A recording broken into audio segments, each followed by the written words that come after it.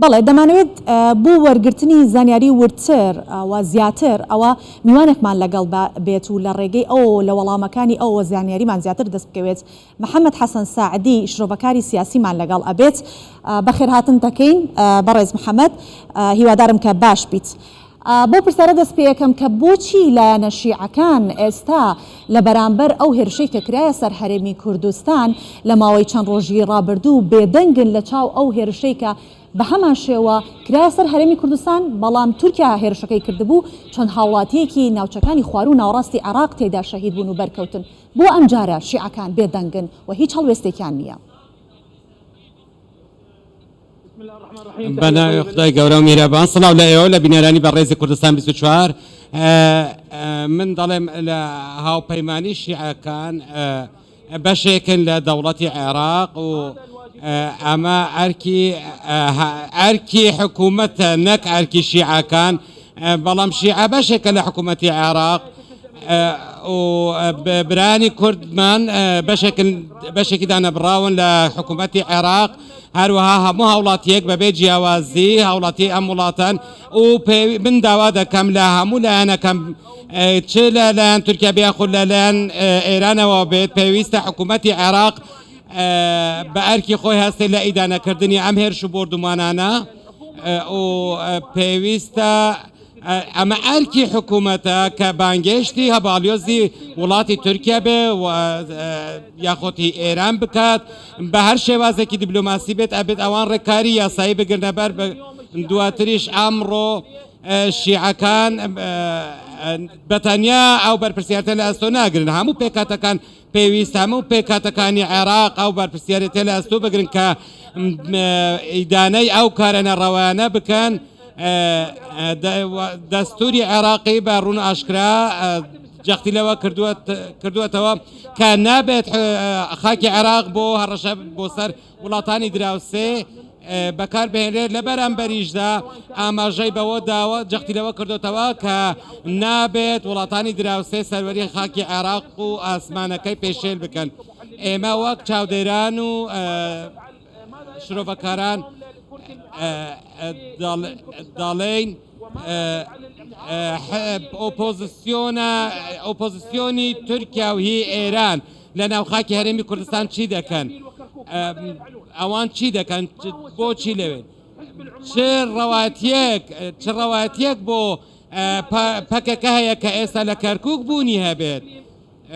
بۆیە ئێمە دەمانەوێت حکوومەتی هەرێمی کوردستانیش وەڵامی ئەو پرسیارە بداتەوە، چونکە ئەمە پەیوەندی بە ئاسایشی نەتەوەیی و هەرێمی کوردستانەوە هەیە. بۆیە من دەڵێم ئەمە بەرپرسیارەتێکی هاوبەشە لە نێوان حکوومەتی هەرێمی کوردستان و حکوومەتی ناوەندی،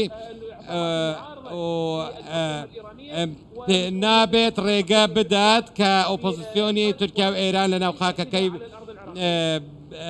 هەبێت بۆ ئەوەی ئەوانیش دەستدرێژی نەکەنە سەر خاکی عێراق. باشە بەڕێز محەممەد، جەنابەت باس لەوە دەکەیت کە ئەمە ئەرکی حکوومەتی عێراقی، دروستە کە شیعەکان بەشێکن لە حکوومەتی عێراقی، بە هەمان شێوەش هەرێمی کوردستان بەشێکی خاکی عێراقە. ئایا ئەمە لاوازی حکوومەتی عێراقی دەرناخات کە هەر وڵاتێکی دراوسێ کێشەیەکی ناوخۆیی هەبێت دێت کێشە ناوخۆیەکانی خۆی لێرە بەتەمایە چارەسەری بکات و کوردستان بردومان دەکات و یاخود کوردستان دەکەوێتە مەترسیەوە؟ ئەمە لاوازی حکوومەتی عێراقی ناگەێنێت؟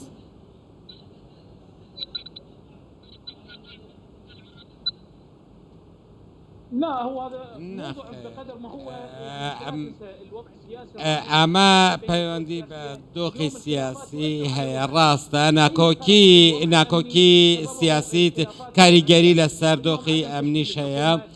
ئەمڕۆ ئێستا دەبینین پرۆسە سیاسی زۆر دوا کەوتووە، ئێمە زۆر دوا کەوتین لە یەکلایکردنەوەی دۆسیەکانی سەرۆک وەزیران و سەرۆکی کۆمار، بەڵام ئێمە دەڵێن حکوومەتی هەرێمی کوردستان حکوومەتێکی فەرمی دام پێدانراوە، حکوومەتێکی یاساییە، چ لەسەر ئاستی ناوخۆی یاخود لەسەر ئاستی نێودەوڵەتی حکوومەتی هەرێمی کوردستان بوونی هەیە. بۆیە پێویستە ئەویش ڕێکارێک بگرێتە بەرامبەر بە ئۆپۆزیسیۆنی ئێرانی، هەروها بەرامبەر بە پەکەکە، لەکە ئەمە بەشێکی گرنگە،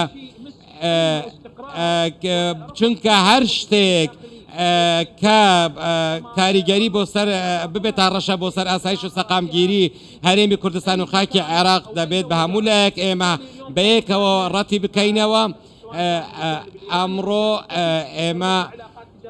ئێمە لەگەڵ هەریەک لە ئێران و تورکیا پەیوەندیەکی ئابووری و بازرگانی بەهێزمان هەیە و ناکرێت ئەم ڕووداوانە لە ناو خاکی عێراق ئەنجام بدرێت، بەڵام نابێت ئێمە ڕێگەش بە ئۆپۆزیسیۆنی ئەو وڵاتە بدەین لە ناو. باشە بەڕێز محەممەد، بردومانکردنی سنوورەکانی هەرێمی کوردستان پەیوەستە بە سەروەری عێراقەوە و هەمیشە دەسەڵاتدارانی هەرێمی کوردستان داوای ئەوەیان کردووە کە حکوومەتی عێراقی سەروەری عێراق بپارێزێت بەرامبەر بە دراوسەکانی ئەوان ئەگەر هەر کێشەیەکیان هەبێت بە شێوەیەکی سەربازی دێن لێرە کێشەکانیان چارەسەرەکەن، بەڵام حکوومەتی عێراقی وەڵامدانەوەیکی بوێرانەی نییە، خودت هەڵوێستێکی بوێرانەی نییە.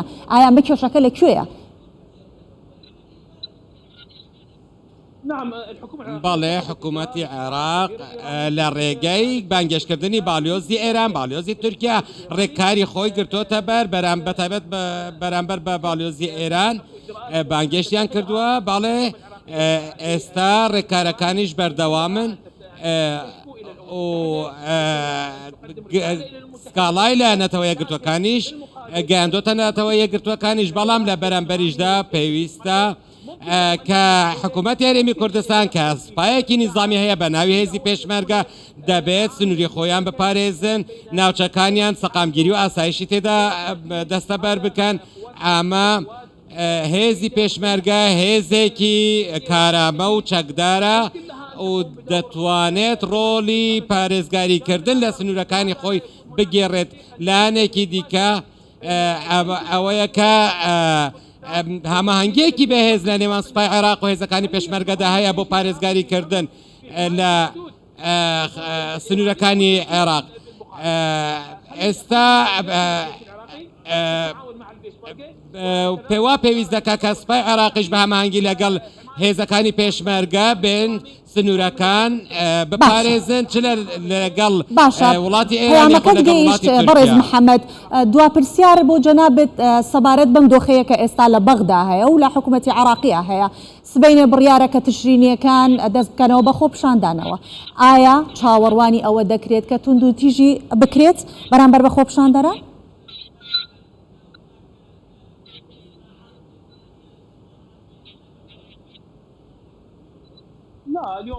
نەخێر، دوای پێکێنانی ئێتلافی ئیدارەی دەوڵات و هێزە کوردی و سنی و شیعەکان کە دانیشتنی ڕۆژی چوارشەمەدا ئامادە بوون، ئیتر ئەو ئەگەرانە بەلاوە دەنرێت پارتی دیموکراتی کوردستان و یەکێتی نیشتیمانی کوردستان تێیدا بەشدار بوون.